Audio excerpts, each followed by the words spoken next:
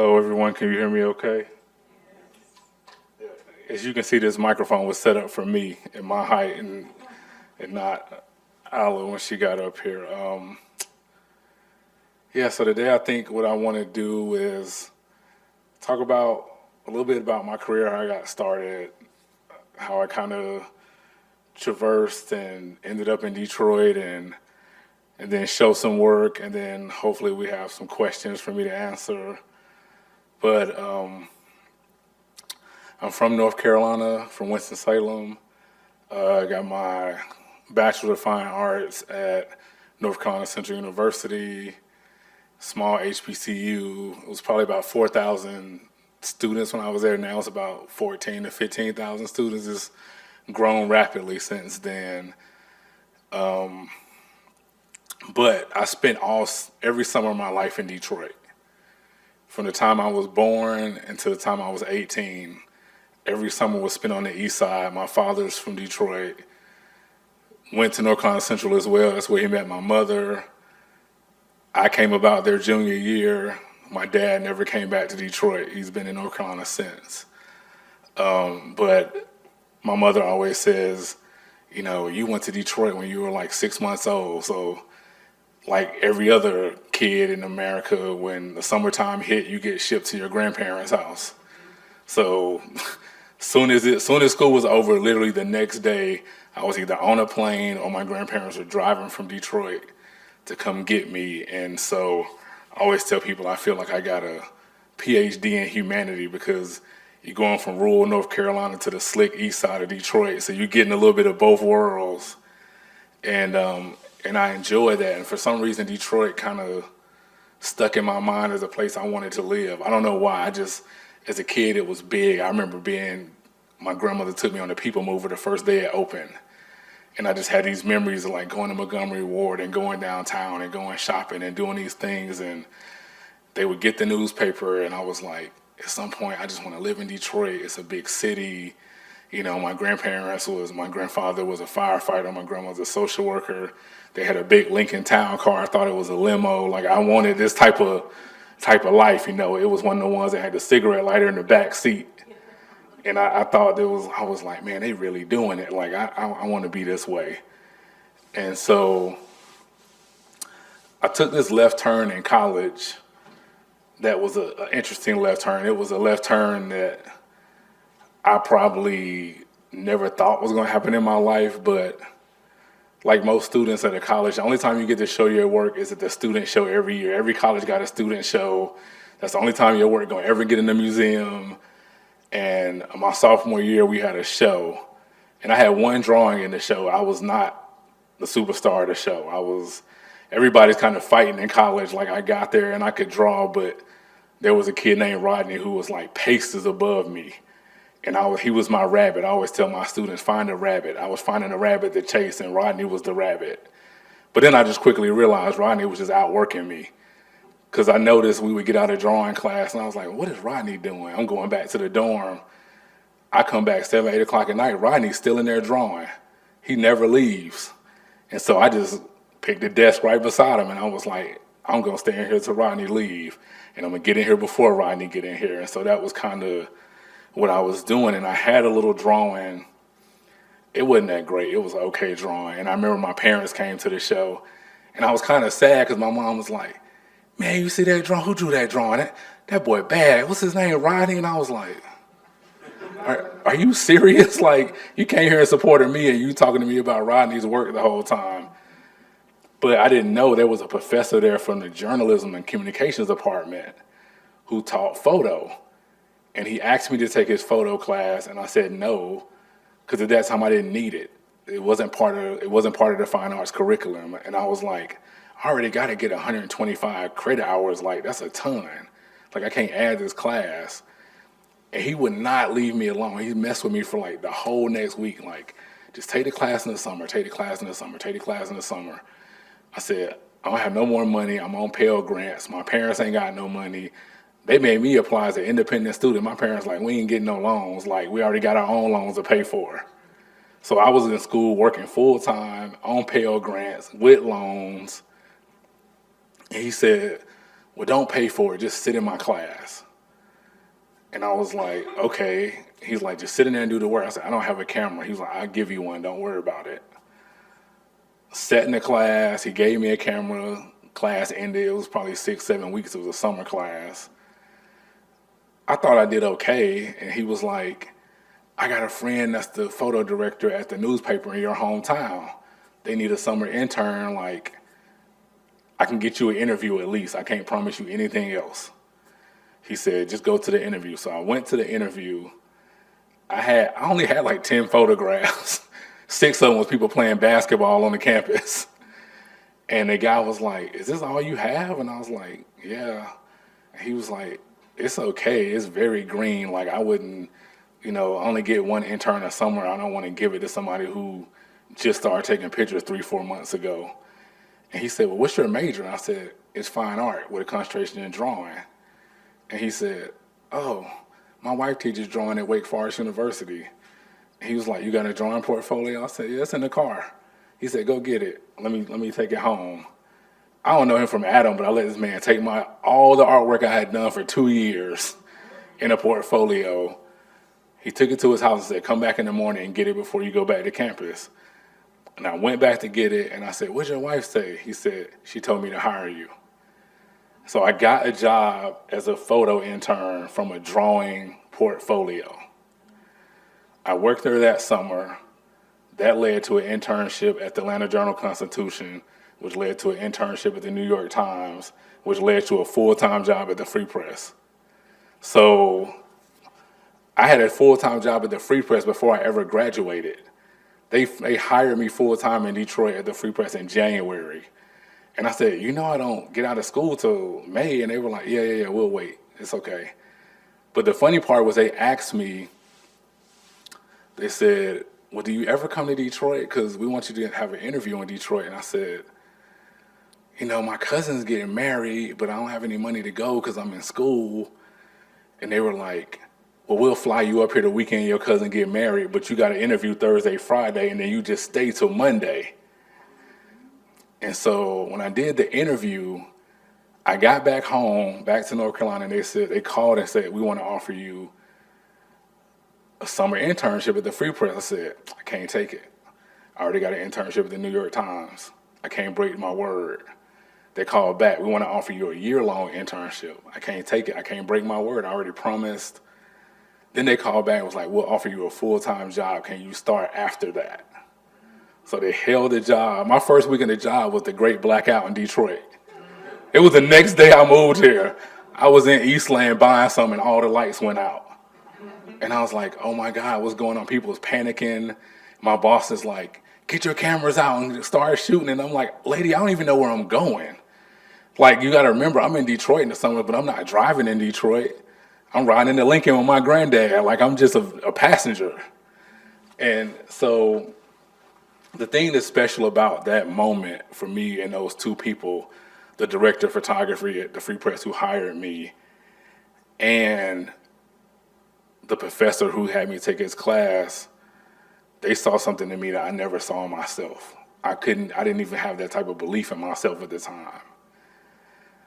And I asked him, I said, why did you think I could do this? And he said, oh, it was based on the drawing. And I said, what about the drawing? He said, you understand composition, you understand light, you understand texture, you understand mood. Just apply it to photography. But I didn't see that, and he saw it. And right before I went on that interview with the Free Press, Nancy Andrews, who was the director, she started just cold calling me. Like, there's no interview. She would just call and check on me. What you doing in school? Send me some pictures. What you take pictures of lately? Like, email them so I can see them. So one day she called me and I was like in tears. And she was like, what happened? I was like, somebody broke in my car. Somebody broke in my car and stole my camera and my drawing portfolio. And I'm like, you could have took anything else in this car but that. It's like, that was the one thing I needed. And she was like, it'll be okay. Don't worry about it. And she was like, just keep pushing. The next morning, I woke up. There was a huge FedEx box on my apartment door. All brand new camera equipment. And it had a note in it with her little letterhead from the Free Press that said, "Keep shooting, Nancy." I don't have no job from this lady. We never met each other. We just only talk on the phone. And I just email pictures. And when I got there, she was hard on me. I'm talking about I wanted to quit. I was calling my mama every day like, I think I'm going to move back to North Carolina.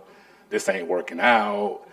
Because up until that point, I was the only kid they had hired fresh out of school to be a photographer. Everybody else was photographers that had been at other newspapers for 5 or 6 years before they got to the Free Press. That's a big market. And the first week, I spelled Novi wrong. I don't know how I spelled Novi wrong. It's only four letters. So it never got in the paper as a mistake. She just caught it because she would watch what we would put into the system in her office. And I was in the Royal Oak office, and she called and said, "You spelled Novi wrong." And I was like, oh, God. She was like, "Come downtown tomorrow." She was like, "From here on out, every caption you write, you have to bring it to me, and we have to sit in my office and go through it line by line. I have to sign off on it." I was like, oh, my God, this lady is torturing me. Then she started giving me homework assignments. "Take this red plastic cup to your house tonight. Bring it back in 2 days. I want you to bring me 76 different photos of this cup. None of them can be the same." I would try to go to work sometimes. She would say, "Let me see your camera bag." She would take 2 of the lenses out of it, leave me with 1 lens for the whole day shooting news. Next day, she'd take the other lens out, do this and do that. And it was like, oh my God. She was giving me textbooks with assignments in them. And one day I said, "What are you doing this for? Like this feel like punishment." And she said, "I didn't hire you for now. I hired you from 5 years from now. Like, this is an investment." The crazy part was 5 years later, probably a month past that, I won my first national Emmy for photography. And I went in her office and she was like, I went in her office to ask her for something and she was like, "It's been 5 years. And I worked there 17 years. I never had a correction in a newspaper, ever." And I think it was because she made me spend 6 months going line by line. I used to be so fearful to turn in pictures. I would read the caption backwards 3, 4, 5 times, forward 4 or 5 times. Everything was spell checked, and it was just those things that I just ended up putting all this stuff into my art practice. And that's what I try to convey to students, that,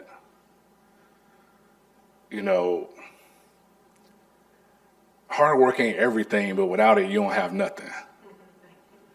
I tell I tell my students that I work with that I can teach you all these things, but what I can't teach you is work ethic. That's a choice. I see kids with little to no supposed talent outwork talented kids every day. I'll tell the students, I'll say, "You're better than this, but they're better than you because they're committed to it. You ain't got no skin in the game."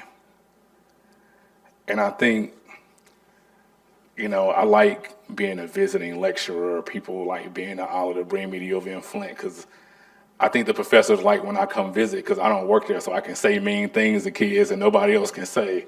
I can say mean things and leave because I know I ain't coming back. And because sometimes people will write me a note and be like, "I'm so glad you told that student such and such," because I could never say that without getting in trouble. But I think there's nothing wrong with constructive criticism. And I think we've kind of lost that thing where it's everybody can't win, but you can learn a lesson. And I think I had to learn that early. I had a college professor for my drawing, and you go to a small school, a HBCU, with this really tiny faculty. We had 6 art professors. So you can't run from these people. This one man taught all 12 drawing classes. You can't escape him. He never gave me an A in any class. I was by far the best drawer in that. You could not tell me I was not the best student he had. And he never called me by my name. It drove me insane. He never, and I was like, this guy don't know my name. He just called me Chiefy. Chiefy. Chiefy. This is wrong, Chiefy. This is wrong. And he would have a red China marker. I would be on my little horse drawing. He just come. He would take that red marker right over top of my drawing. This is wrong. This is wrong. This is wrong. Start over. And I was thinking, I'm like, you get fired if you was doing that today, just drawing over top of kids, stuff like that. And he had went through an academy in Ethiopia. This is what he learned in the art academy. And so he was very rigid about everything and how it was done. And years later, I mean, I'm living in Detroit. This is probably 15 years later. Was at an artist talk, and there was an artist from Ethiopia, and I was talking to him about my professor because he was a renowned artist in Ethiopia, and he was like, yeah. And I was like, man, this guy didn't know my name. I was like, but I knew he knew it because when my parents would show up, he'd say Rashaun this, Rashaun that. And I'm like, well, why he don't say my name to me? And the guy, I said, well, what was he saying? I said, he called me Chiefy. He said, Chiefy's a sign of respect in Ethiopia. And he retired a couple months ago, and I went to North Carolina to see his survey show.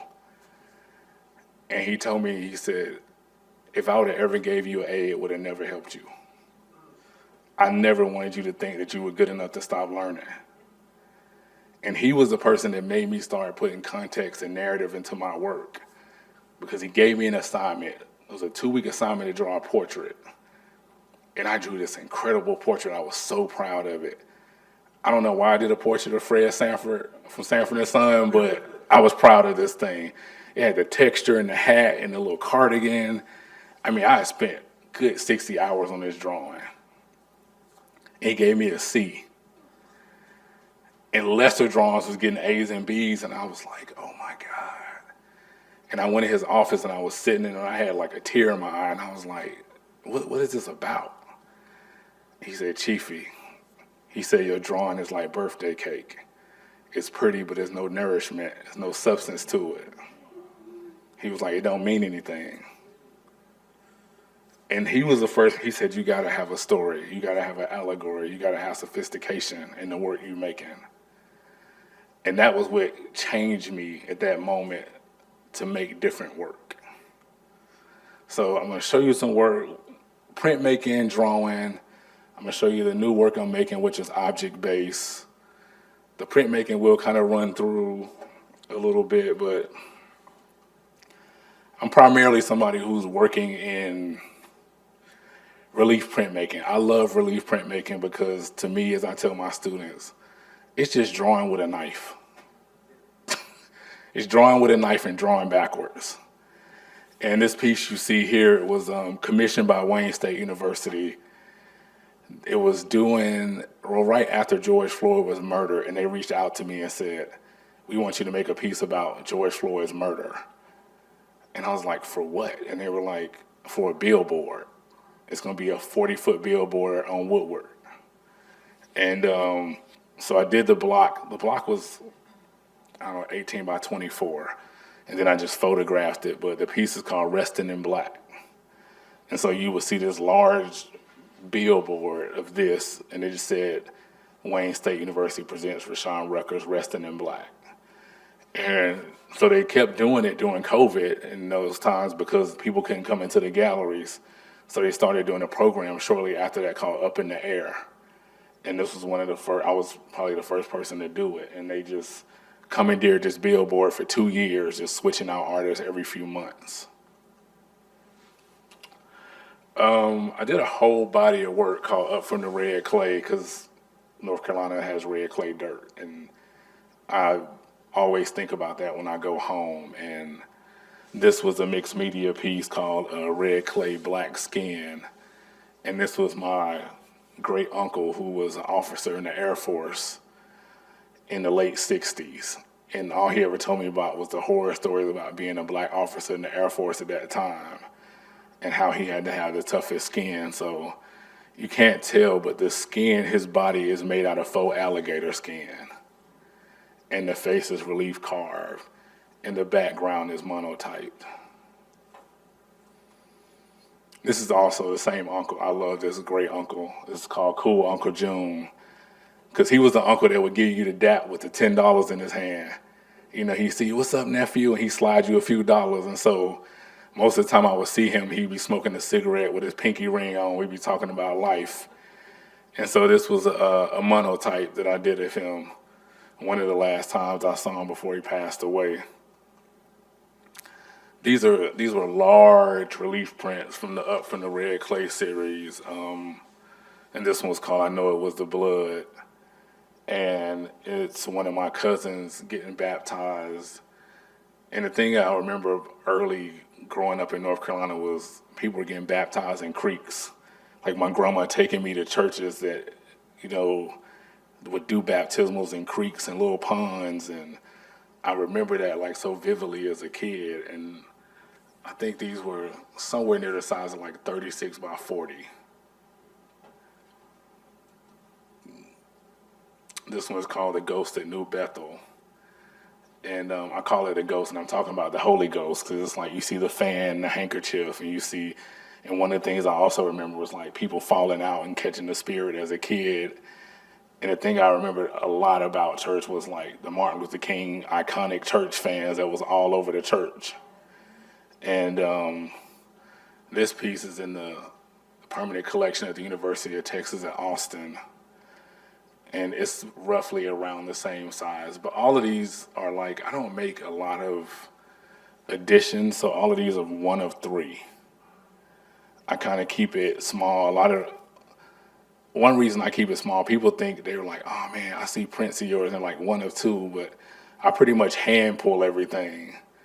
So if I'm hand pulling, I can't make 20. I can't make 10. I'm like, I got to keep it, I'm already got tennis elbow, arthritis in my fingers, and I'm doing it with doorknobs and spoons and glass bearings. And so I'm often thinking about that when I'm making them, so the additions kind of stay low just due to the method of me hand pulling things.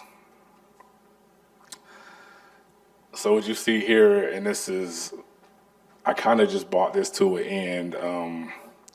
For the past 5 or 6 years, I've been doing these large scale drawings that are titled American Ornithology. And I wanted to make work about conditioning of black men in America, and I was trying to figure out ways how to make it work. Like, how can I make this work in a sophisticated way, in a way that has not been talked about before, because people have talked about redlining and people have talked about all these different things. And I was having a visit with Tiff Massey in Detroit, the artist, and she was like, Ruck, I like what you're thinking about, but you got to figure out some everyday common thing that's going to make this work. And probably months later, I kept thinking I could never think of, anything that was resonating with me. But I was going to work, walking down Fort to the Free Press office, and it was on a Monday. And, after Lions games on Sundays, there's always trash in Detroit. There's always food. There's always this. And somebody had spilled a thing of popcorn. And there was hundreds. It seemed like it was 100 pigeons on the sidewalk eating the popcorn. And I'm a big guy. I'm trying to walk through a sea of pigeons. And I'm doing this and kicking at them. And all they would do is like move away and come back, move away and come back. And in my mind, I was like, I hate pigeons. And I was like, I don't even know why I hate pigeons. It's like I've been conditioned to hate pigeons. When you think about pigeons, you think about rats with wings and all these things, a trash bird. And so it made me think about a marginalized person, a marginalized animal. And so I started doing all this research about pigeons and getting books, and I became what I call a bootleg ornithologist. And I started cold calling ornithologists ecologists. Because my thing and a lot of my work I do is heavily researched. And I'm like, I can read all the books in the world about pigeons, but I need to make sure this is like factual, this is steeped in truth. I need real life expertise. And I called around, and I finally ran into a guy named Dr. Drew Lathan, who was one of the only black ornithologists in the country. He was at Clemson University. And I called and called, never got an answer, but I sent this email to him about my artist statement and the theory I had about this. And he wrote me back and he said, it's brilliant. And he was like, let's get on a phone call. And it was through talking to him and reading that I realized pigeons aren't native to America. It's one of the most common birds we see, but it's not native. Pigeons are native to Africa, Asia, and parts of Europe. Pigeons came to America the same time as the transatlantic slave trade. And pigeons came as an easy source of food, and they were stacked in crates and stacked in coops. And the interesting thing about a pigeon is wherever you place a pigeon within a month or two, it maps on its brain that this is home. It won't move. That's where we get the term and definition from pigeonhole from. And so thinking about pigeons and thinking about coops and thinking about ghettos and thinking about redlining and food deserts and how you get placed in a designated area, how you've been classified to one rigid system. And so this piece that you're seeing is called Eastside Aviary. And it happened, this one particular, through a conversation with my cousin who joined me for lunch one day. And he said, "What are you doing?" I said, "I'm about to go to lunch." And he said, "Where?" And I said, "P.F. Chang's." And we're driving to P.F. Chang's. We're getting toward the exit. And he said, "Where are we?" I said, "We're in Livonia." He had never been to Livonia. He had only been on the east side of Detroit. And I'm thinking in my mind, this is nuts that you're like 36 years old and you haven't been to Livonia. And he said, "I don't belong out here. Ain't nothing out here for me." And I'm like, "You belong everywhere." And so it's that thing where it's like, you're not a pigeon, but your mind is mapping the same way. Like, I'm going to stay in my designated space. This isn't for me. I shouldn't be here. You meet people in Detroit all the time who live on the east side of the west. They don't even go across town. They stay on the east side or the west side, and it's like that's like inherently conditioned in them. And these are large. It's like a 5-foot drawing. So this one was called Overbooked, and it was just me thinking about defiance and not being cooped in and like standing your ground about not being denied. That's why you see the shirt says "nah," and it's thinking about like being denied a seat in a room or a space in the room and not taking that denial for an answer. And what I did a lot was with the titles, they either had titles that gave a nod to aviation or something dealing with birds. And so when I think about Overbooked, it's always like a lot of times people of color or LGBTQ, like people in marginalized communities and spaces are often left out. Like there's no seat, there's no space anymore. And this is where the notion for Overbooked came from. And sometimes even when we do get in there, we don't let others in there. I tell people, I said, sometimes some black people want to be the only black person in the room. Like they like that. And it's like, I want to get in the room, but I want to leave the door open. I don't want to get in the room and close it. And so it's speaking to that type of thing. This one was called Finally Free, and it was just me thinking about the narrative like of going to funerals and like people were doing balloon releases and like what does a pigeon balloon look like, a helium balloon, and kind of always thinking about like the way my great-grandparents and grandparents would put it to me about, you would always hear people of color say, you know, when people die, they're in a better place. So I'm like, well, why can't present life be better? Or, you know, like they go into a place where there's no pain and there's no this and there's no that. And I always thought about the notion of like, do you have to die to finally be free? Do you have to, you know, it's like Martin Luther King would always say, freedom is always yet coming, but it never arrives. And so it's me thinking about those notions and do I have to meet this end to feel whole? This was just a picture I wanted to put in here to show you the scale. Because I'm telling you how big they are, but it's like you can't really sit. So I was like, they were on display in Namdi Contemporary in Miami. And this was one of the pictures from it, and I just kind of used it as a scale for you to see a chair. And I don't normally talk about this part, but I talked about it with the students at UM-Flint, so I'll share it. I think pigeons are so ignored because of how we feel about them. They're like invisible to us. Nobody sees a pigeon and says, oh, there's a pigeon, but you blow a kiss at a cardinal, you like, look at the blue jay. Nobody's identifying a pigeon. No birder is out there trying to find a gray or black pigeon. And I never get through this without getting emotional, but I have two sons, one that's 14 and one that's 17. And my 17-year-old son has autism, and the pigeons dually represent him.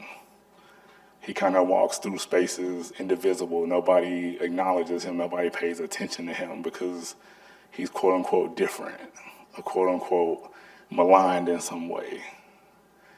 And so I often think about the pigeon as a representation of him. But I also tell people, when you see a pigeon and it's gray and it's black, you're looking at it from a fixed lens, from a distance. But if you ever get close and have a tangible relationship with a pigeon, you start noticing that it's purple, that it's turquoise, that it's iridescent, that it's pink, that it's beautiful. And so I think about that with my son, like you won't know these people until you have that type of connection. In the same way that you don't know him, you don't know black people, you don't know somebody who's queer, you don't know anybody until you have a direct relationship with them. You can't see beauty when you're looking at it from far away. And so I think about those things as a backdrop for this work that I've been making.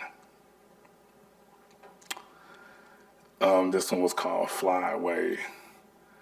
And so I've probably only done like 30 of these birds in my life. But I remember that same professor that I always talked to from Ethiopia, and he said, I love these birds, I love these drawings. He said, but I never seen a happy one. I never seen one that got away. And so it made me start doing some that were a little bit different. Like you see this one with the clenched fist and the broken handcuff, and it's called Fly Away. And also this one is a little play. The pigeon is a little different. The pigeon doesn't have those traditional marks on the drawings. It's almost a dove in a way, because that's the one thing me and the ornithologist would always talk about. He would say, it's the same bird. He said, but when you think about a dove, you think about purity and white and cleanliness and all these things. When you think about a pigeon, total opposite, total shift. And he was saying how there was almost a movement a few years ago to give the pigeon the name of a dove, but classified as a different type of dove, to give the bird some type of dignity, because pigeon had become so maligned. So a lot of times when I'm working, I get these things and then I want to process them and move them into other spaces. And one of the things that we talked about was one day he said, we almost killed pigeons. We almost hunted them to extinction. And I was like, what do you mean hunted them? Like, people not eating pigeons. And he said, no, they were killing them doing just target practice shooting. And he was like, somebody in the late 30s, early 40s realized it, and they started making clay pigeons. That's why they call skeet shooting things clay pigeons, because they literally were killing off all the pigeons by doing target practice. And so what they would do is interesting. They put them in a little cage, and they call the cage a trap. It also made me think about trap houses and traps in general. Somebody goes over, they open the door, pigeon flies out, thinking it's free. It doesn't know Jeff is right here with a gun. It's going to shoot it as soon as they cross. And so when we were talking about that, I started thinking about it, and I bought some discs. And I looked at them, and all the discs were orange and black. And the first thing it made me think of was mass incarceration and the carceral system. And I said, they're orange and black. And the more I read about it, the clay pigeons are orange because they stand out in any environment across the sky. It's the exact same reason prison suits are orange. Because when somebody escapes, what's the first thing they say? Somebody running around with an orange suit on. It's going to stand out. And so when I wanted to make this piece, I wanted to talk about mass incarceration and how it leaves people broken. And so it's called I Hit More Than I Missed. And it started as a drawing. Then took the drawing, got it laser cut, took that, made it into a mold, took that part of the mold, made it into a larger disc. These are 26 inches around. And I did it with the assistance of U of M Ann Arbor. They gave me a Millen Foundation fellowship to make a body of work. And they were like, well, do you have any ideas? We got a $60,000 budget for you to work with. And I said, I sure do. I drew this in 2018, 3 years before the fellowship. It cost $16,000 to make those discs. And I remember the woman who was an accountant was in there watching me, and I was breaking them, and she was like, oh my God, you gonna break all of them? I broke all but like 5 out of the 60 discs. And I was like, well, I told you I was gonna break them. I think she didn't really theorize in her mind that they was gonna pay that much money for me to break something. And I wanted to use one image because how we are viewed as a monolith. And when we're being broken, people don't see us as individuals. And so when you're doing this, when they hit the target, it's called a kill. When the bird is missed, it's called a bird away. And so the 3 that hang on the wall are the birds away. So this gives you a reference to how large it is. It just came off exhibit this past Sunday at Cranbrook Art Museum. And this is what you're looking at when you're looking down at it. And it lives permanently in Los Angeles, but it's interesting because every time I see it in a different space, it changes because the more it gets packed up and shipped, the more it turns into rubble. It disintegrates every time it's packed and unpacked. And when I'm doing it, I'm thinking about all the people who go into the carceral system and might get out, and now you can't get a job, you can't vote, you're broken. Even when it's something that shouldn't leave you broken for life. I think about all the kids I grew up with or friends I grew up with who were in jail for selling marijuana. I'm like, now everybody sell marijuana. They DoorDash it to your house, but my friend is still in jail. And how these processes leave people. So when you get out, what are you supposed to do? And so that's where this type of thinking and this work comes from. This work, this body of work has been to about 5 institutions. This is one of the last stops at Charlie James Gallery in Los Angeles. As you can see, I also built a 7-foot pigeon coop while I was at Ann Arbor as well, and it's called a perilous perch. And the inside of the coop is a bird perch made out of braided American flags with pigeon spikes on it. And there's sound. When you get up to it, you hear the activation of pigeons actively trying to get out of coops and banging into the mesh and the wire.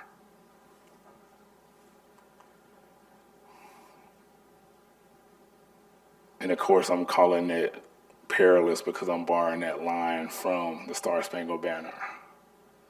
Perilous meaning dangerous. Perch meaning a kind of rickety, almost dangerous place to rest. And so this is what you see. And so this is a short overview of that work. And what I'm going to show you next is the work that I'm making now. I'm in the midst of a 2-year journey of making a body of work that I call the Patron Saints of a Black Boy. And it's been traveling in increments. It's been at MoCAD, South Bend Museum of Art. It's going to go to the University of Texas in August. After that, it's going to have a large survey show at the Contemporary Art Museum in North Carolina. But for this body of work I've been making the last 2 years, it's more about kind of my foundations growing up in the rural South, Black churches, but not so much about God. It's about me finding God in people. Who are my personal saints? Who are these people in my life? And this is my grandmother and my mother's mom. I got a chance to photograph most of the people I wanted to put on these church fans, and these are 6-foot church fans. But my grandmother passed right before I got a chance to photograph her. So I ended up having to photograph her and her Bible and her clip-on earrings on the church pew at our home church because I didn't get a chance to make the portrait I wanted to make. That's why it has a title, A Requiem for Grandma. So this gives you a chance to see how large they are. And they're usually shown with church pews, red carpet, communion plates, offering envelopes. And I'm in the process of making a catalog for the body of work, but the catalog is designed like a Baptist hymnal. Red with a pebble cover. This was interesting. We drove like 5 hours to get this piece of carpet. And I was trying to explain to the people at the museum I want red carpet, and they were like, we can get red carpet from anywhere. I said, no. It's got to be in between trap house carpet and royalty. It's a very distinct mixture because most Black churches have carpet for like 20 years. So it's got to still look nice but be ragged at the same time. And I think they ended up buying this piece of rug from a car dealership on the west side of the state and drove over to get it. But I was very specific about how it had to look.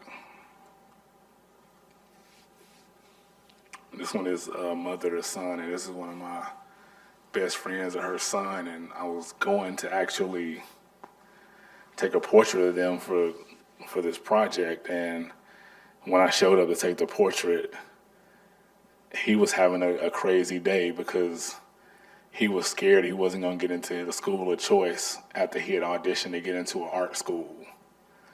So it ended up being just a natural moment. And the title Mother to Son is based on the Langston Hughes poem Mother to Son, where she's imploring her son to keep climbing, don't sit down, don't ever give up. You know, go into the darkness where there ain't been no light. You know, everybody remembers that one line from that poem, life for me ain't been no crystal stair. And so that was the precipice of this fan. So I've been making more objects that are going into this thing, and this was my mother's parents. And my parents got divorced when I was, 4 or 5. Everybody got remarried, had, new lives, and I felt like I didn't have a space. And I ended up going to live with my grandparents when I was probably 8 or 9. And I stayed there until I went to college. And that's why the title is When Grace Was Sufficient and a House Was a Home. And I remember just calling my granddad and saying, I just want to come live with y'all. And he came and picked me up. Like, it probably was 20 minutes later. And he told my mom to pack his stuff up because he was coming. I was leaving. You know, it's weird sometimes when you get in those blended families and you're like the product of the first family, and it's like you no longer necessarily anybody's kid because now everybody's remarried. And you don't know where to find your space. And that's hard when you're an 8 or 9-year-old kid to find your space. But I found it there. And what you see in the middle is a little vial that's holding dirt from my grandparents' front yard. And in all these pieces, you'll see these nods to red and green, and I like to leave a little like cookie crumb sometimes, and so sometimes people see it, sometimes they don't. And the red and the black and the green is a little nod to David Hammons and his Afro-American flag. And so it's got like a little symbolism underneath my personal symbolism. So I've been making hymnal boards that I've been sourcing from old churches and putting sayings on them from people who were important to me in my life. And I was trying to figure out how to do it. I was making letter presses, prints. I was doing all these different things. And one day I was like, well, when I was growing up in church, everything important was on the hymnal board. How much money they took up, the scripture, how many people came in attendance. And so I started sourcing these old boards and turning them into quotes from people that I loved. And this one is what Aunt Tom told me. And this was my great aunt. And she said, baby folks pass church on the way to church. And this was an answer to one day I asked her, because sometimes she was that person in my family who didn't always go to church with us.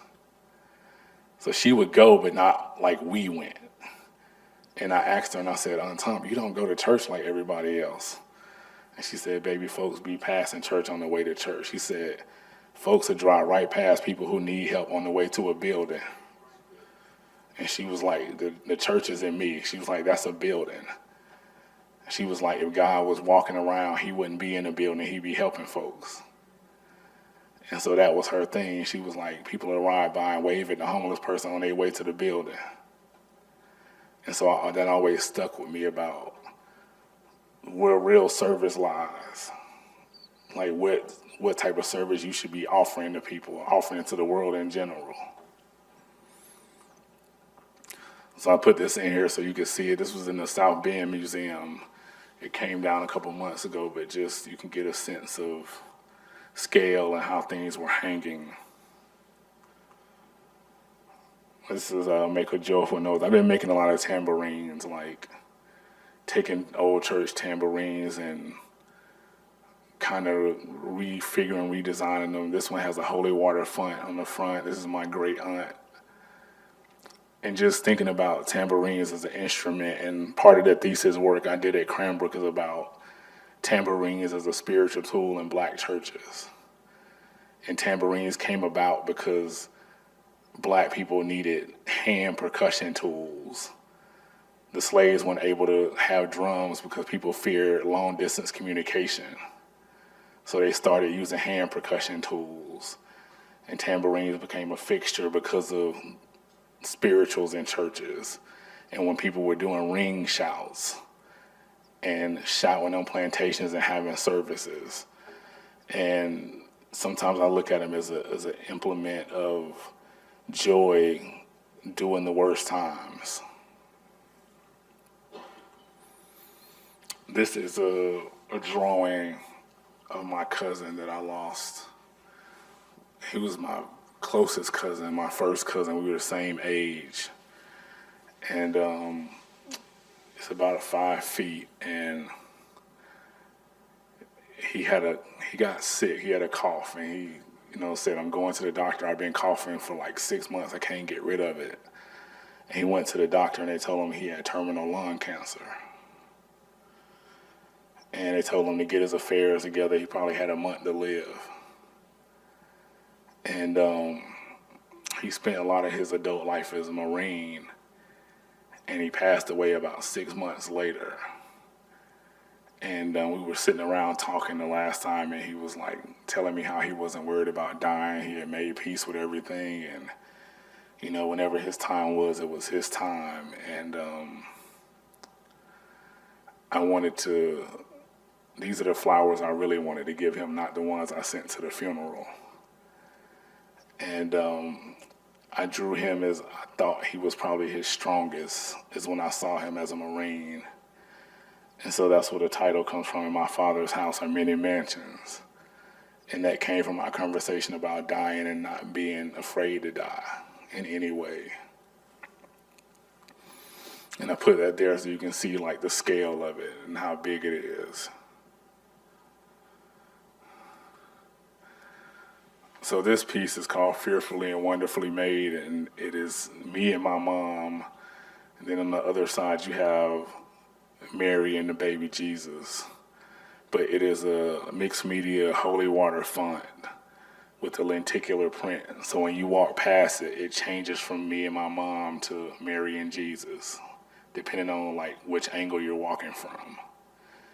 And it's actually it's actually at the FIA right now. They have it in their possession, so it might be soon coming to the FIA permanently.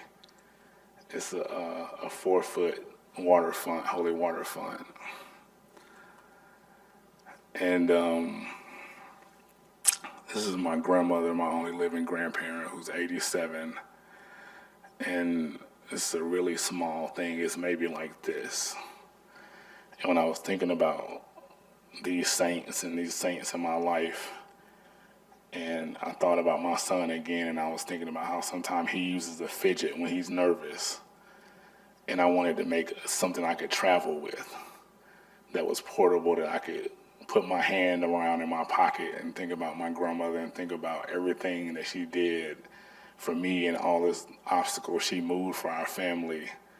And so this is what I made, and it's called A Soft Reminder. So this last piece I'll show you is what I'm currently working on. It's not done now, but it's my great-grandfather, and it's a choir robe on an armature with the holy water font, with rhinestones, crystals, Swarovski crystals. My great-grandfather grew up in a house with 3 brothers. Their mother was a servant to a white family. His father, they were all fathered by the white man in the house. And at some point, his family told him that if you don't get rid of these people and the servant, that I'm going to kill all of them. And so my grandfather at that time was 12, and he got put out on his own at 12 years old.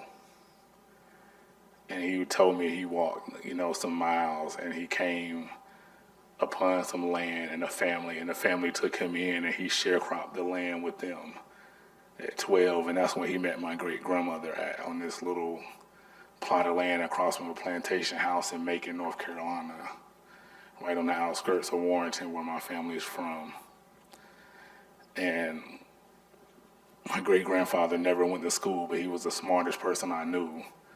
He started his own business, became really successful, bought land, had property, had homes, all these different things. He buried almost everybody in my family that died at the time because he had worked his way up to be able to do that. And he was all about saving money, and I used to work for him in the summers, and he would pay me $20 a day, which I didn't think that much about it, but now I'm like, that's a lot of money for like an 11, 12-year-old kid to get like $100 a week. And he would pay me $20. Everybody else got a check because, IRS, you got to be above board, but he would just give me $20 every day. And I would spend it on comic books and drawing supplies, and I would spend it the whole $20 that day. And I would say, Granddad, drop me off in town. I'm going to go to because back then you had to get comic books at the drugstore in that little area they lived in, and I would go spend my money, and the next day I wouldn't even have money for lunch when we stopped. And one day we were riding home, and he gave me the money, and I said, Granddad, take me, leave me in town, drop me in town. He said, dang, boy, sleep with the money one night. Just go home and see what it's like to sleep with it. Just keep it in your pocket one time. And he was, I think, so much about family because the way his own family started.